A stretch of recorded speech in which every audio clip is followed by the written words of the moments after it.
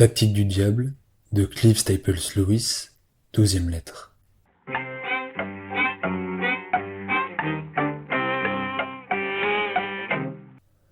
Mon cher Wormwood, tu fais indéniablement de rapides progrès.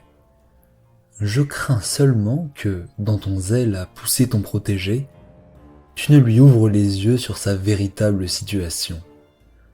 Car toi et moi, qui voyons exactement où il en est, nous ne devons jamais oublier sous quel jour tout à fait différent elle doit lui apparaître à lui. Nous savons que nous avons donné à sa vie une nouvelle orientation, que nous l'avons fait sortir de l'orbite de l'ennemi, mais il faut que, lui, il s'imagine que les décisions qui ont amené ce changement de direction sont sans importance et qu'il peut facilement revenir sur elles. Il ne doit pas soupçonner un seul instant qu'il est en train de s'éloigner imperceptiblement du soleil, sur une trajectoire qui va l'emmener dans l'obscurité et le froid de l'espace lointain. C'est pour cette raison que je suis presque heureux d'apprendre qu'il fréquente encore l'église et qu'il participe toujours à la scène. Je sais qu'il y a là un danger. Mais il vaut mieux cela qu'une impression de rupture entre les premiers mois de sa conversion et maintenant. Aussi longtemps qu'il conserve ses habitudes chrétiennes, au moins en apparence, il sera relativement facile de lui faire croire que, tout en s'étant fait quelques nouveaux amis et tout en se livrant à certains divertissements, il est sensiblement dans le même état spirituel qu'il y a 6 semaines. Aussi longtemps qu'il verra les choses de cette façon, nous n'aurons pas affaire au repentir sincère d'un homme qui a pleinement reconnu son péché, mais seulement à un vague malaise dû à l'impression qu'il n'a pas fait de son mieux ces derniers temps. Ce léger tourment demande à être traité avec soin, car s'il augmentait, il pourrait réveiller ton protégé et nous cacher la besogne. Mais par ailleurs, si tu le supprimais complètement, ce que, soit dit en passant, l'ennemi ne te permettrait vraisemblablement pas, nous perdrions un élément qui pourrait tourner à notre avantage. Si ce trouble demeure latent, sans pour autant devenir irrésistible et produire un réel repentir, il a tendance à augmenter sensiblement les résistances de ton protégé à penser à l'ennemi. De tout temps, les hommes ont connu cela sous une forme ou sous une autre. Mais lorsque penser à l'ennemi signifie pour eux faire face aux sentiments vagues, mais toujours plus intenses, de leur culpabilité, surtout s'ils n'en sont qu'à moitié conscients, cette réticence se multiplie par 10. Ils haïssent tout ce qui pourrait les faire penser à lui, de même que les gens qui ont des difficultés financières détestent la vue d'un carnet de chèques. Une fois dans cet état, ton protégé, tout en continuant à remplir ses devoirs religieux, y trouvera de moins en moins de joie.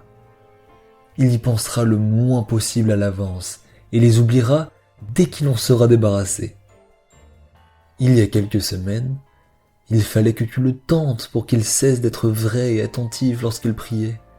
Mais maintenant, il t'accueillera à bras ouverts et te suppliera presque de le faire penser à autre chose et d'engourdir son cœur. Il voudra lui-même ne plus prier que pour la forme, car il ne redoute rien autant qu'un contact authentique avec l'ennemi. Et il fera tout en son pouvoir pour ne pas réveiller le chat qui dort.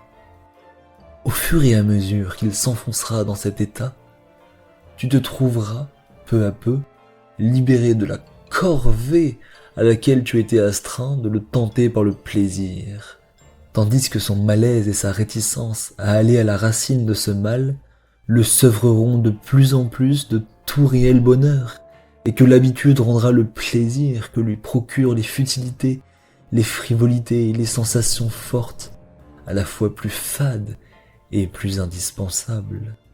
Ce sont là les heureux effets de l'accoutumance.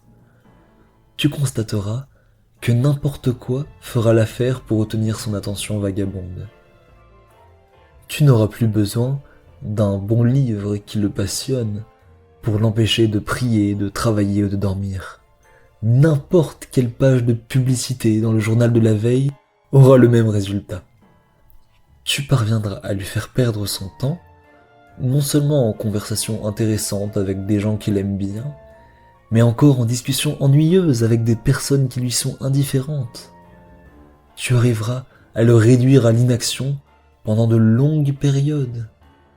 Tu le tiendras éveillé jusque tard dans la nuit, non pas à faire la bringue, mais à regarder fixement un feu éteint dans une chambre glaciale. Tu pourras lui interdire toutes les sorties dans la nature et bien d'autres activités saines du même genre que nous réprouvons sans rien lui donner en retour. Si bien qu'il dira, en fin de compte, ce qu'a dit l'un de mes protégés au moment même de son arrivée ici-bas. Je vois maintenant que j'ai passé la plus grande partie de ma vie à faire ni ce que j'aurais dû, ni ce que j'aurais voulu. Les chrétiens définissent l'ennemi comme celui en dehors duquel on est soumis à la force du néant.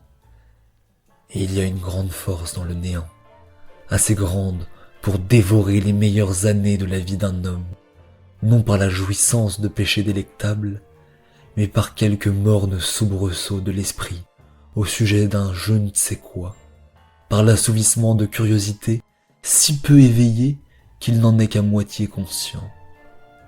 Cet homme passera son temps à se tourner les pouces, à tambouriner contre la vitre, à siffloter des airs qui le laissent indifférent, à se perdre dans le sombre labyrinthe de la rêvasserie, sans que le désir ou l'ambition ne donne à celle-ci du piquant et sans qu'une fois qu'il s'y est laissé aller, l'homme ait la force ou la lucidité d'y couper court. Tu me diras qu'il s'agit là de bien petits péchés, et sans doute, comme tous les jeunes tentateurs, es-tu impatient de pouvoir nous annoncer des perversions spectaculaires. Mais rappelle-toi que la seule chose qui compte est la mesure dans laquelle tu as réussi à séparer ton protégé de l'ennemi.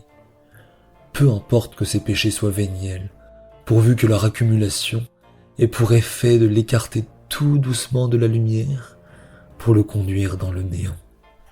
Un meurtre ne vaut pas mieux qu'une partie de cartes si celle-ci peut faire l'affaire. En effet, le chemin le plus sûr pour l'enfer est celui qui y mène progressivement. C'est la pente douce, bien feutrée, sans virage brusque, sans borne kilométrique ni poteau indicateur. Ton oncle affectionné, Screwtape.